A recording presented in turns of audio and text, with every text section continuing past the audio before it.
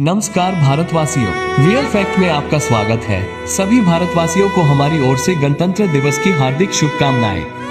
दोस्तों, गणतंत्र दिवस तो सभी जानते होंगे और इसका जश्न भी मनाते हैं, पर आपको पता है इसे क्यों मनाते हैं? अगर नहीं तो इस वीडियो में हर एक तथ्य बताया गया है। इसके बारे में जानने के लिए बने रहे वीडियो के अंत तक और साथ ही इस चैनल को सब्सक्राइब और लाइक करना ना भूलें। चलिए वीडियो को शुरू करते हैं।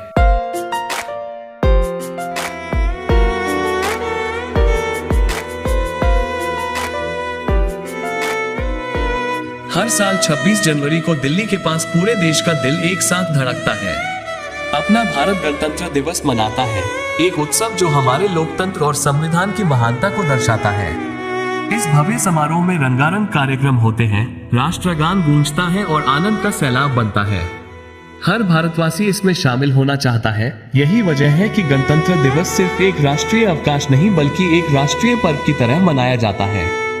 हम गणतंत्र दिवस क्यों मनाते हैं? 1950 में इसी दिन हमारा संविधान लागू हुआ था। इससे पहले 1935 का भारत सरकार अधिनियम ही देश का सर्वोच्च कानून था, लेकिन संविधान ने उसे बदल दिया और ब्रिटिश शासन के अवशेषों को खत्म करते हुए भारत को एक स्वतंत्र और पूर्ण गणराज्य बना दिया गया। देश को नए रूप में नियुक्त करने के लिए संविधान ने ब्रिटिश संसद के पुराने भवनों को निरस्त कर दिया। 26 जनवरी को हमारा संविधान लागू हुआ, इसलिए हम इसी दिन भारत का गणतंत्र दिवस मनाते हैं। संविधान निर्माण में कई महान सिद्धांतों का योगदान रहा है। Doctor B R. अम्बेडकर ने ड्राफ्ट समिति का नेतृत्व करते हुए, जवाहरलाल नेहरू ने संघीय शक्ति समिति और संघीय संविधान समिति की अध्यक्षता की, जबकि वल्लभ भाई पटेल प्रांतीय संविधान समिति और मौलिक अधिकार, अल्पसंख्यक और आदिवासी और बहिष्कृत क्षेत्र की सलाहकार समिति के प्रमुख थे। इन लोगों ने देश के हर शोधकर्ताओं पर गहन विचार किया और एक ऐसा संविधान तैयार किया जो हर भारतीय को समानता, न्याय और स्वतंत्रता का वचन देता है। भारतीय संविधान के निर्माण के लिए दुनिया के कई देशों के संविधानों का अध्ययन किया गया।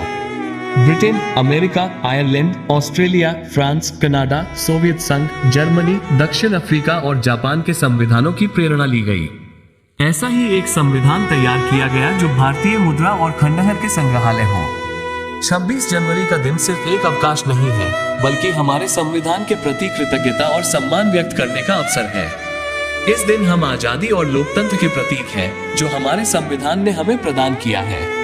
आइए हम सब संविधान की रूपरेखा बनाए रखें और इस महान लोकतंत्र को बनाए रखें। 26 जनवरी हमारे लिए सिर्फ एक राष्ट्रीय अवकाश नहीं, बल्कि भारतीय संविधान और नागरिक स्वतंत्रता के उत्सव का पवित्र दिन है।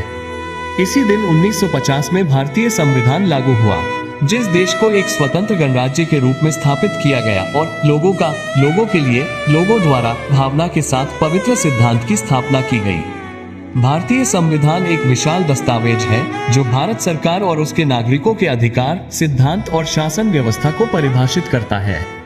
ये सत्ता को सीधे जनता के हाथों में अधिकार देता है, उन्हें अपने शासन में शामिल करता है और भाग लेने का अधिकार देता है। इसका कारण ये है कि गणतंत्र दिवस पर भारतीय नागरिकों को स्वतंत्र रूप से अपनी सरकार के समर्थकों की शक्ति का जश्न मनाना है।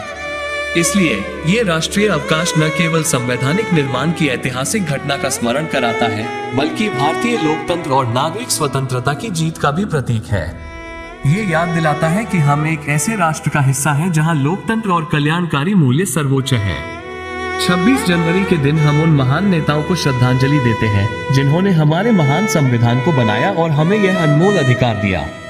साथ ही ये दिन हर नागरिक को लोकतंत्र की रक्षा, संविधान के सिद्धांतों का पालन और राष्ट्र निर्माण में योगदान की याद दिलाता है।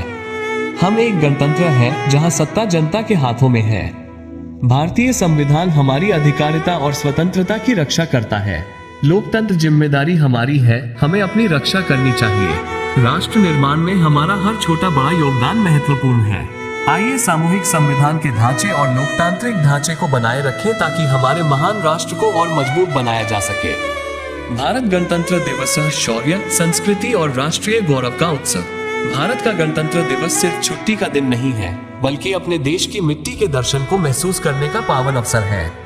यह वो दिन है जब हम अपने गणतंत्र की स्थापना और उसकी प्रतिष्ठा हासिल कर रहे हैं।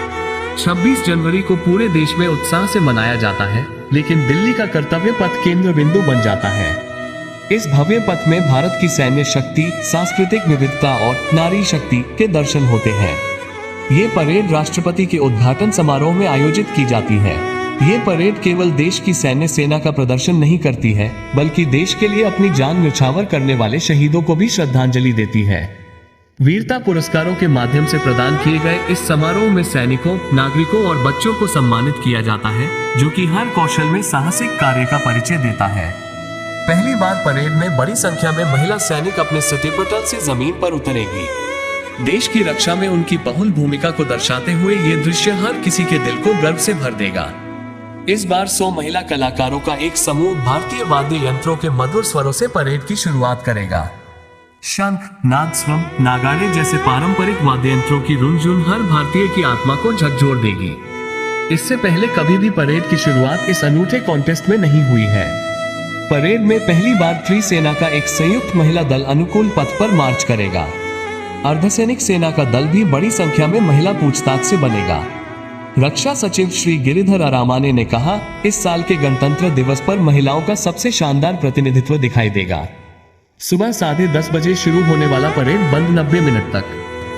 मुख्य अतिथि के तौर पर फ्रांस के राष्ट्रपति श्री इमैनुएल मैक्रोन इस वर्ष के गणतंत्र दिवस परेड में मुख्य अतिथि होंगे। परेड में फ्रांस का 95 सदस्यीय मार्चिंग दस्ता और 33 सदस्यीय बैंड दस्ता भी हिस्सा लेगा।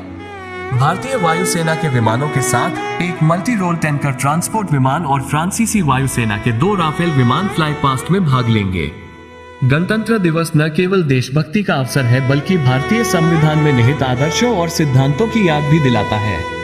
ये देश द्वारा की गई प्रगति को प्रतिबिंबित करने और लोकतंत्र, न्याय, स्वतंत्रता और समानता के मूल्यों को बनाए रखने की प्रतिबद्धता को नवीनीकृत करने का दिन है। जय हिंद, जय भारत।